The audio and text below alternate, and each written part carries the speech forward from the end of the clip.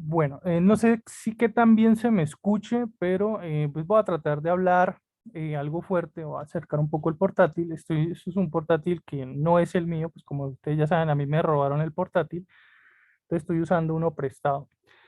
Bueno, entonces volvamos. Este paciente tiene todas esas condiciones, es decir, paciente adulto mayor, 76 años, eh, con algo de sobrepeso, puedo decir. ¿Por qué? Porque pues Eh, aunque no sabemos la estatura, pues 90 kilos para un adulto de 76 años, pues y está como algo pasado. Si supiéramos la estatura del paciente, podríamos sacar el índice de masa corporal, ¿sí? Que es el peso dividido la talla al cuadrado. Así se saca el índice de masa corporal o IMC. Como no tenemos la talla, pues no le podemos sacar índice de masa corporal. Pero bueno, sigamos.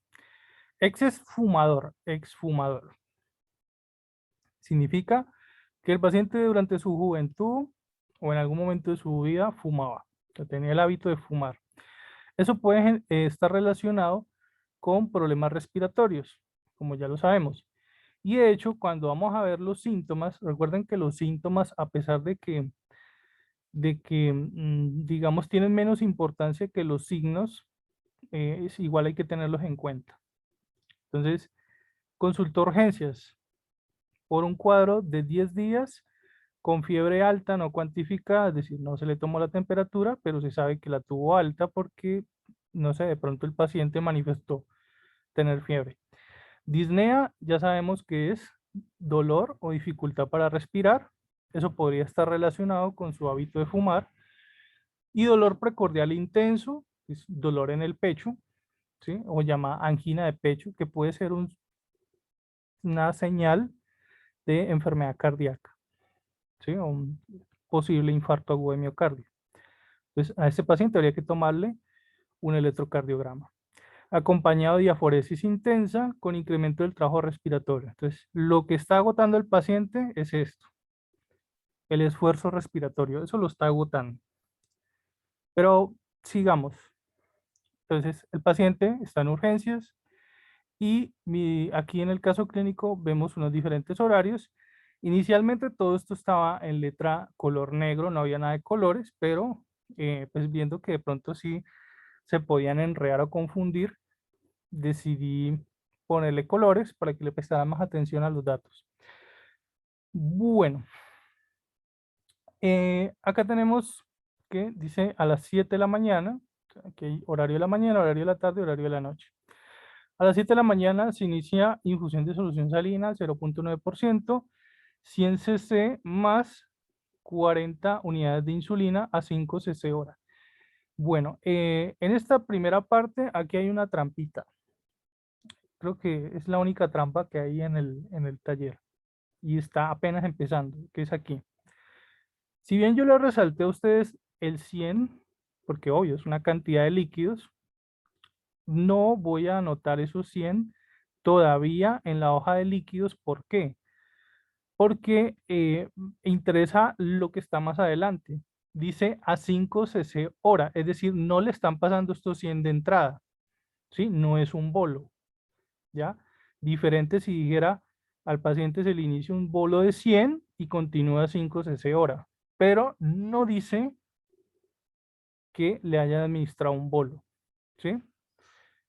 Como no dice nada de que se le administró un bolo, entonces estos 100 realmente no los cuento. Estos 100 es lo que le van a pasar a él de dilución con la insulina a 5 cc hora. O sea, realmente el dato que a mí me interesa en esta primera parte son los 5 cc hora. ¿Sí? ¿Qué significa esto? Que efectivamente le van a pasar los 100, sí, se los van a pasar, pero esas 100 tienen una velocidad, ¿sí? Esto lo van a ver más adelante cuando dan medicamentos. Las dosis de medicamentos no solo importa la cantidad, sino también la velocidad. ¿Y la velocidad dónde está aquí? En esta parte, 5 cc hora. Es decir, ¿le van a pasar los 100? Sí, pero no se los van a pasar enteros de una. Se los van a pasar a 5 cc hora. Entonces, me interesa son estos 5 cada hora. Entonces voy a la hoja de líquidos, perdón, un momento acá.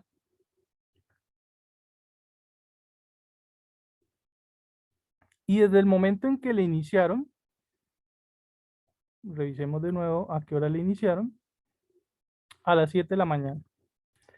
Significa que en la hoja de líquidos, a las 7 de la mañana, le están pasando a 5 cc hora una dilución de insulina en solución salina, ¿sí? A 5 cc hora. Es decir, empiezo acá en las 7 de la mañana, donde dice medicamentos parenterales, es decir, esta casilla de acá. A ver, yo saco el anotador. Esta casilla de acá, en esta casilla iría. Entonces, a las 7, ¿cuánto le estarían pasando? 5 cc. Entonces, se coloca aquí 5. A las 8 otros 5, a las 9 otros 5, 5, 5, ¿sí? Hasta que se cumpla la dilución de los 100, la bolsa de 100, ¿sí? Esto va de 5 en 5 por hora, ¿ya?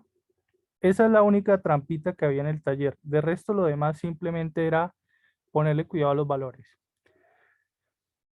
Bueno, se ordena un bolo. Aquí sí dice bolo. Miren la diferencia. Antes no dijo nada de bolo. Acá sí dice bolo. Se ordena un bolo de solución salina al 0.9% a 300 cc hora.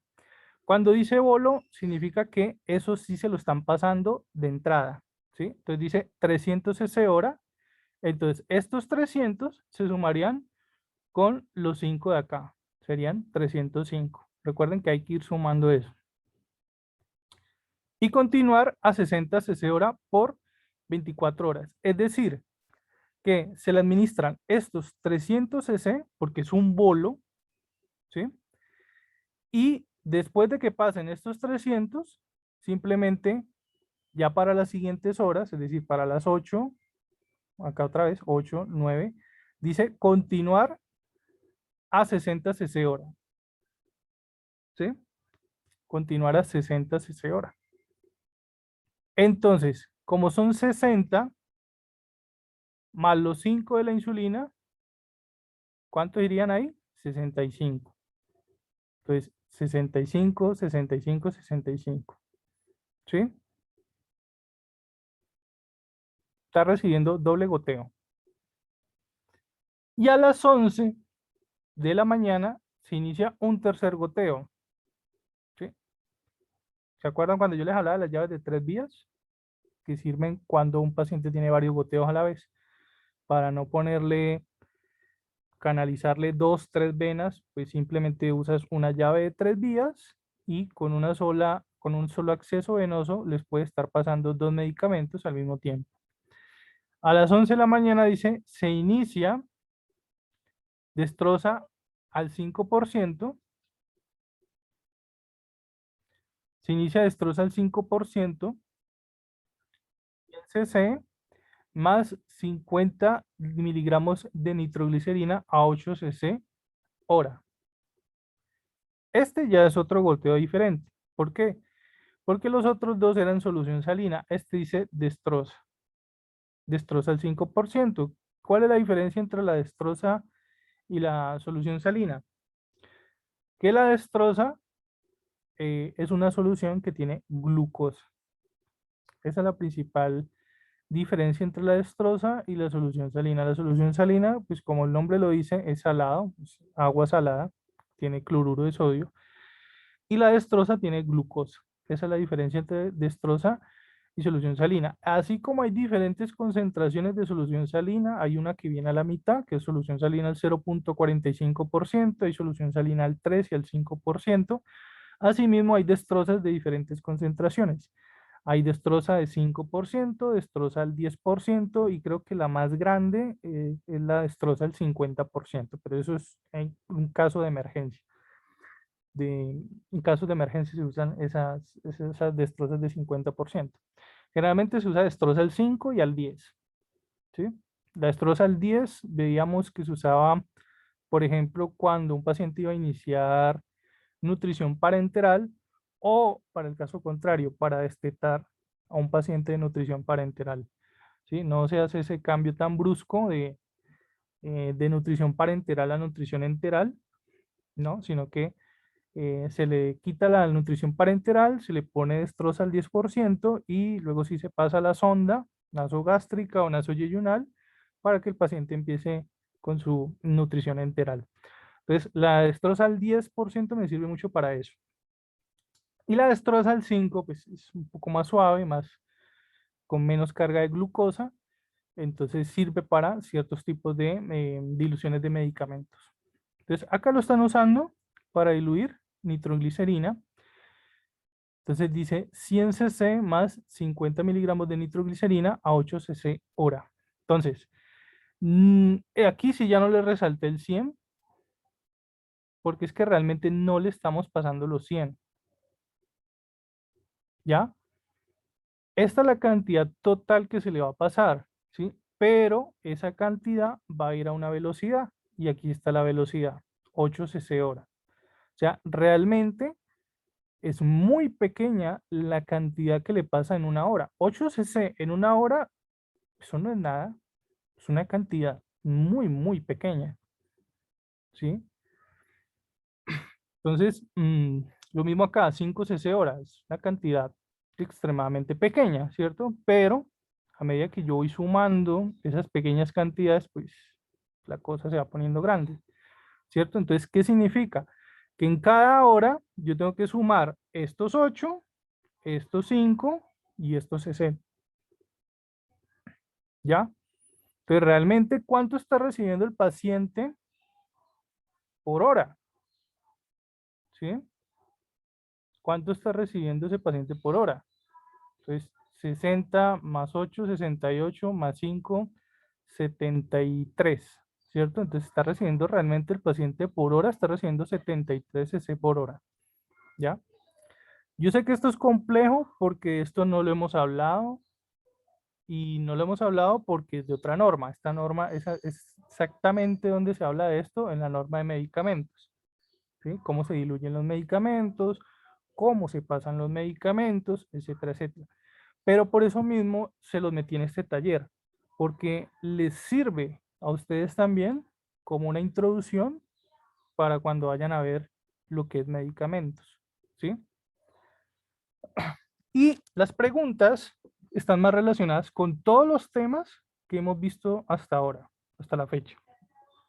Entonces dice, listo, ya resuelto eso, 73 cc hora, no hay ningún misterio, simplemente sumas 8 más 60 más 5, ¿sí? Eso te da 73 cc hora. Porque estamos hablando de velocidad, no de cantidades totales, ¿sí? Si yo colocara los 100, por ejemplo, aquí, de entrada estaría cometiendo un error. ¿Por qué? Porque realmente hay gente que pone, por ejemplo, es cuando termina los 100, ¿sí? Pero la manera correcta es, si le estás pasando a una velocidad por hora, pues regístralo por hora, ¿ya? Esa sería la forma más correcta de hacerlo. Ya, si, por ejemplo, por alguna razón, ese goteo no tiene una velocidad, que a veces pasa eso también, por ejemplo, a veces, por ejemplo, aquí, hagamos el ejemplo con este que está acá abajo. Por ejemplo, aquí, lo de los glóbulos rojos, ¿sí? Hay veces que hacen el montaje de los glóbulos rojos, simplemente dicen, no, a este paciente hay que ponerle 2 unidades de glóbulos rojos, y hay veces que la enfermera simplemente registra cuando terminó de transfundir la bolsa, ¿sí? Por ejemplo, hablando por ejemplo, hicieron el montaje a las, no sé, 11 de la mañana, dice acá. A las 11 de la mañana, entonces hicieron el montaje a las 11 de la mañana y la unidad de glóbulos rojos terminó de pasar a las 2 de la tarde. Entonces, simplemente van acá, a la hora donde terminó, a las 2 de la tarde, y montan la unidad de glóbulos rojos. Se registra a la hora que terminó. Pero bueno, sigamos con el ejercicio. ¿Cómo dice? Dice, se ordena transfusión sanguínea de glóbulos rojos, 2 unidades, cada una en 3 horas. eh, 250 cc cada una, que normalmente eso es lo que trae una bolsa de glóbulos rojos. Ya les había dicho que transfundir glóbulos rojos no es lo mismo que transfundir sangre. Se parece, sí, porque la sangre es de color rojo también, pero cuando decimos glóbulos rojos es sangre que le han separado generalmente sus glóbulos blancos. ¿Por qué se le separan los glóbulos blancos a la sangre? Porque con los glóbulos blancos del donante hay una posibilidad de que reaccionen con los dos glóbulos blancos del receptor. Creo que esto lo expliqué cuando hablé en la última clase que vimos, que fue la de transfusión de sangre y tipos de sangre. Entonces, glóbulos rojos hay menos riesgo de que haya una respuesta alérgica. Y generalmente esas bolsas pues tienen esto, 250 cc. Entonces, como son dos unidades, son dos, 250 más 250 son 500, ¿cierto? Pero miren que también nos está dando una velocidad, dice cada una en 3 horas, ¿sí? Que normalmente es a la velocidad a la que se debe pasar una bolsa de sangre, ¿no? Una por cada 3 horas. Eso es ni muy rápido ni muy lento. Ni muy rápido como para no darte cuenta que le está dando una reacción alérgica de pronto, ni muy lento como para que la sangre de pronto se empiece a coagular. Entonces, listo, bueno, 250 cc en 3 horas. Y eso fue a las 11 de la mañana. Entonces, vamos acá a las 11 de la mañana. Entonces, puedo, aquí donde dice plasma, plasma sangre, 250 cc. Entonces, dice que a las 11 empezó la primera y dice cada una en 3 horas. Entonces, esos 250 cc los puedo poner, por ejemplo, a la tercera hora. 1, 2, 3. Aquí puedo poner los 250. Y la otra dice, inmediatamente cuando termina la una, empieza la otra. Entonces, 1, 2, 3. A esta hora más o menos debería estar terminando la segunda bolsa de sangre. Entonces, aquí registraría los otros 250. ¿Sí? Bueno. En la tarde, yo sé, el turno de la mañana era como el más complicado, ¿no? Porque era el que más tenía soluciones, el que tenía bolos, el que tenía velocidades por hora. Sí, de pronto ese era el más complejo de hacer, el de la mañana. Miremos el de la tarde. Dice, a la 1 de la tarde se inicia dieta con tolerancia, sopa 200 cc. Entonces, vamos acá a la 1 de la tarde. Chan, chan, aquí. 200 cc, oral. ¿Por qué oral? Porque está tomando sopa. ¿Sí? Está tomando sopa, eso es vía oral. ¿Sí? Por lo menos este paciente está comiendo. Por lo menos no tiene una sonda. Pero vamos a ver cómo se va a ir complicando este paciente. Continúa con un jugo. O sea, te den un sopa y jugo. Entonces, otros 200 cc.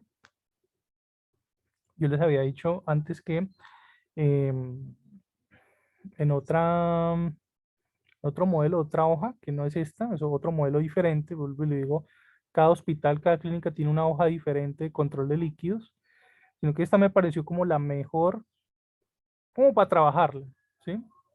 Como para trabajarla, como para aprender a llenarla, me pareció mejor esta, ¿ya? Había otro formato donde básicamente decía eso mismo, que más o menos un vaso desechable. Esto les sirve a ustedes cuando tengan que medir, por ejemplo, cantidad de ingeridos o administrados. Y de pronto le dicen, no, el paciente tomó un vasito de café con leche. Pero entonces la pregunta es, ¿qué tan grande era el vaso? Porque dependiendo de qué tan grande sea el vaso, pues los heces son diferentes. Entonces, en otra hoja, en otro formato, esto es diferente, explicaba muy bien esa parte. Yo también se los había explicado a ustedes, incluso antes de yo ver ese formato. Fue coincidencia que me encontré con ese formato. Explica que un vaso desechable de esos blancos, ¿sí? Generalmente en los que ustedes van a las cafeterías o los restaurantes y les dan un vasito de café en leche, ese vaso mediano desechable son 200 cc. Y de hecho, el mismo ejercicio acá lo está diciendo, 200 cc, ¿sí? Cuando es un vaso grande, cuando digo vaso grande, eh, Me refiero, por ejemplo, a esos vasos donde ustedes compran la ensalada de frutas, ¿sí? Que son vasos desechables también, pero transparentes y más grandes, más anchos. Esos vasotes grandes en CC vienen siendo 300, ¿sí? Si es un vaso, vuelvo y lo digo, mediano, como en el que ustedes compran el tinto, bueno, el tinto no, el café con leche, son 200 cc. Si es un vaso grande, como el que venden las ensaladas de frutas o el jugo de salpicón, son 300. Y si es un vaso muy pequeñito, como esos chiquiticos con los que le dan a uno para el tintico, serían 150. Esa es una forma indirecta de yo medir lo que el paciente ingiere, ¿sí? Entonces, a la una tomo sopa y jugo, 200, 200 son 400. ¿Listo? Entonces, coloco acá, registro, oral, 1 de la tarde, 400.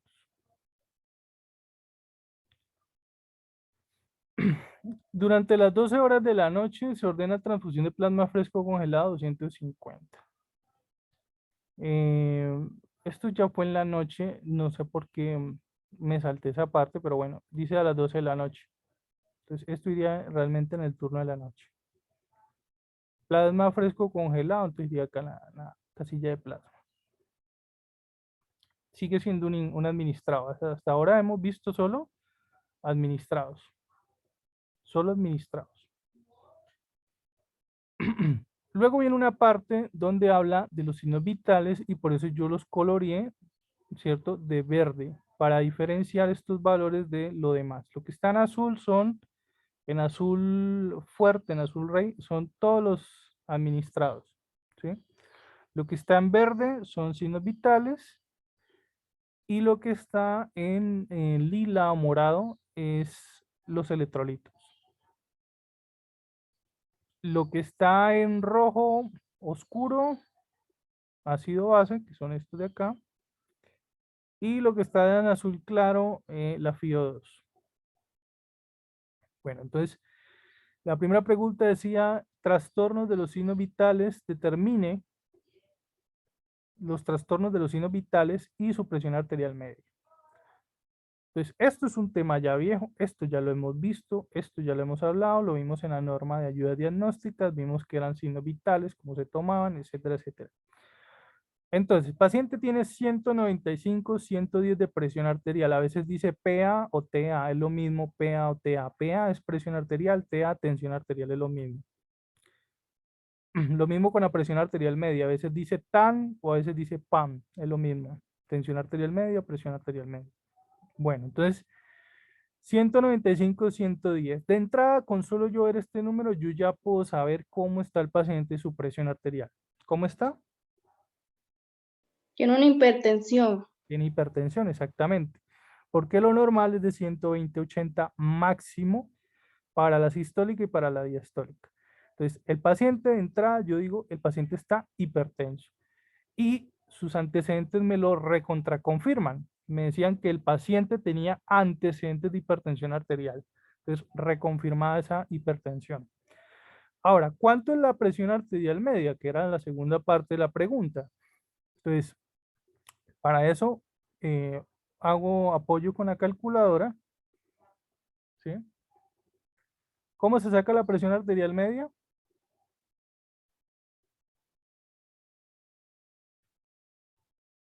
¿No se acuerdan? Pues para sacar la presión arterial media, ustedes cogen una sistólica dividido dos diastólica y listo. Ya, no hay nada más que hacer ahí.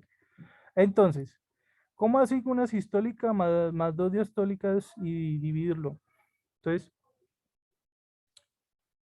tomo el valor de la presión arterial sistólica, ¿cuánto fue? 195. Entonces tomo el valor de este señor, que fue 195, me lo memorizo, lo apunto por un lado porque me va a servir para después.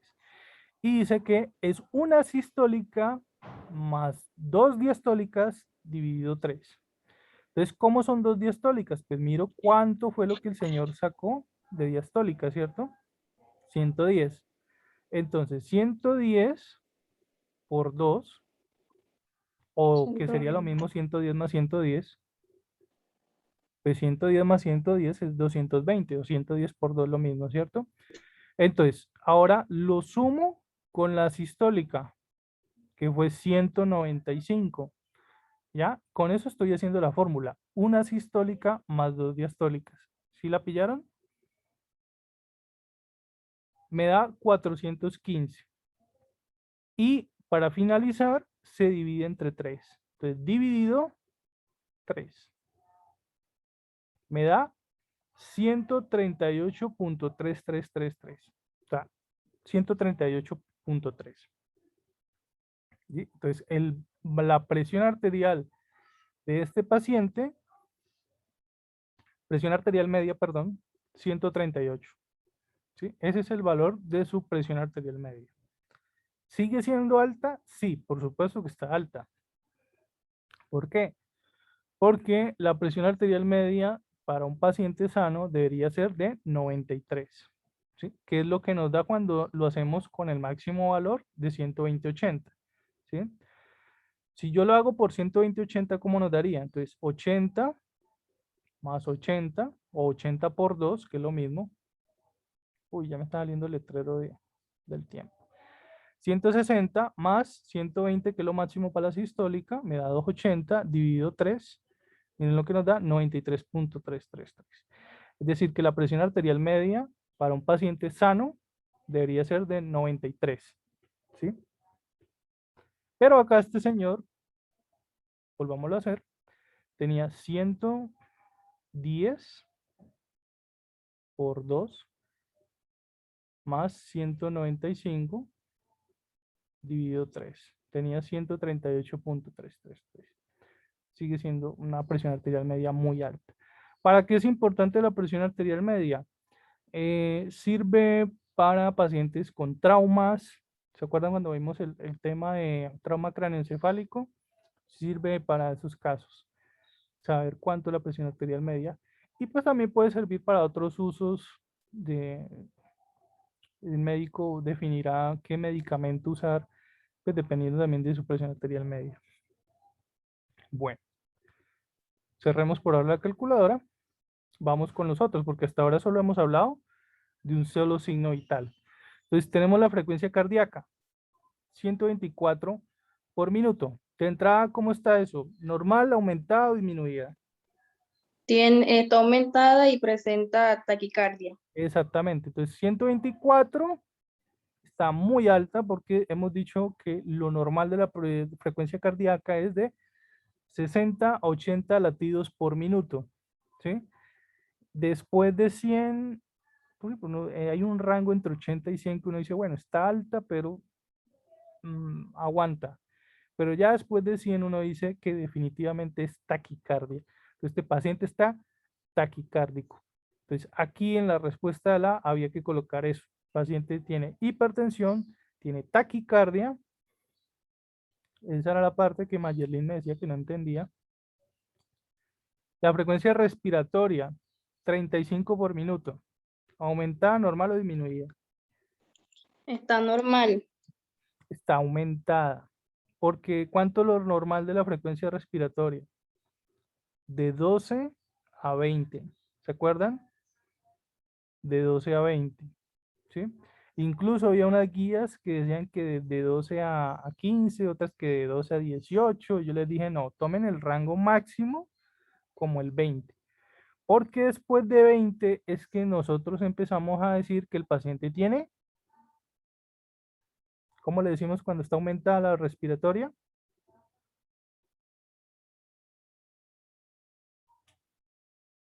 Se llama como la taquicardia, ¿no? Taquipnea, ¿se acuerdan?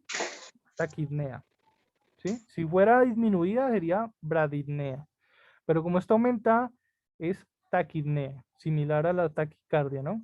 Entonces, está hipertenso, está taquicárdico y está taquipneico. Ahora, la temperatura, 40. ¿Cómo está? ¿Normal, disminuida o aumentada? Está aumentada, ¿cierto? Porque ¿cuánto es lo normal? ¿Cuánto sería lo normal para la temperatura?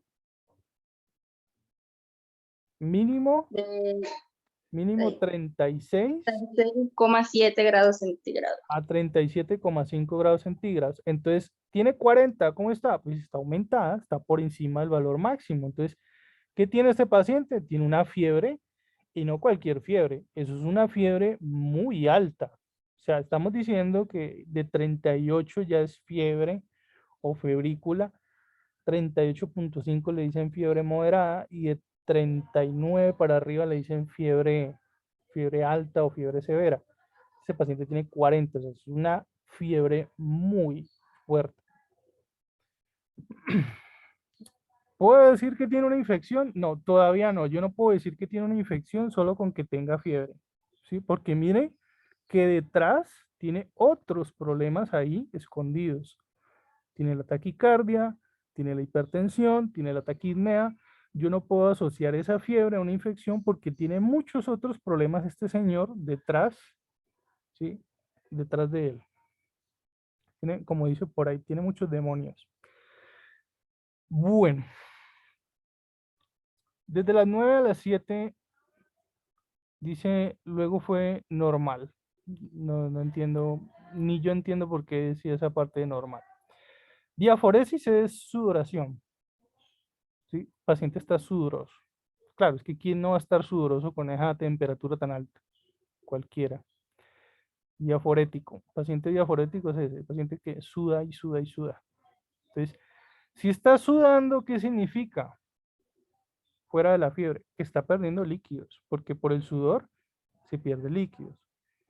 Hubieron unos estudiantes que me preguntaron sobre las ecuaciones que habían en otro video. Pues yo de ese video no hablé precisamente porque no quería que se metieran en ese tema, que eso tiene que ver con las pérdidas insensibles, ¿sí? Son las pérdidas de líquidos que nosotros perdemos con la respiración y con el sudor. Claro, el paciente está perdiendo líquidos por esa diaforesis. El paciente está sudoroso. Se realizan paraclínicos. Bueno, aquí viene la segunda parte importante, los paraclínicos, ¿sí? Entonces, recuerden que un diagnóstico de un paciente no solo se hace con los síntomas, ni solamente con los signos vitales. Siempre hay que mirar también la parte de los paraclínicos, de las ayudas diagnósticas, de los exámenes de laboratorio. Hemoglobina, 6,7. Y es un hombre, o sea, no es una mujer, es un hombre. Y ustedes saben que los hombres generalmente tienen la hemoglobina un poco más alta que las mujeres. ¿Cómo está esa hemoglobina? ¿Está disminuida, está normal o está aumentada? Está súper disminuida. ¿Por qué? Porque si ustedes se acuerdan, cuando yo les hablé de hemograma, yo les decía que los hombres tenían normalmente una hemoglobina mínimo de 14 a 16, máximo 16. De 14 a 16. Y las mujeres, si tienen 2 unidades menos que los hombres, las mujeres son de 12 a 14. ¿Sí? Esto puede ser por el ciclo menstrual de las mujeres, puede ser por otras razones más fisiológicas, pero sí hay una diferencia de hemoglobina entre hombres y mujeres. ¿Sí? Entonces, hombres 14 a 16, mujeres de 12 a 14. ¿Sí? Eso lo vimos en la clase de hemograma. Entonces, el paciente tiene 6,7. ¿Cómo está este paciente? Está súper anémico. ¿Sí? Está muy anémico. ¿Sí? Es una anemia severa, ¿sí? Menos de 10 ya es una anemia pues, importante. Entonces, debido a esa disminución tan brusca de hemoglobina, es la razón por la que probablemente a este paciente le pusieron esas transfusiones de sangre, ¿sí? O sea, esto está relacionado con esto de acá, las transfusiones de 2 unidades de glóbulos rojos, ¿sí? Se espera que con estas 2 transfusiones de glóbulos rojos, esto suba, la hemoglobina suba, ¿sí? Eso es lo que se está buscando con este paciente, ¿sí? O sea, este es un caso inventado, pero miren que no está muy lejos de la realidad. Hay muchas cosas que están relacionadas en el caso de este paciente. Entonces, esa transfusión de sangre seguramente es por esa hemoglobina tan baja. Cualquier paciente que tenga la hemoglobina así tan baja, con una anemia tan fuerte, hay que hacerle transfusión de sangre, ¿sí?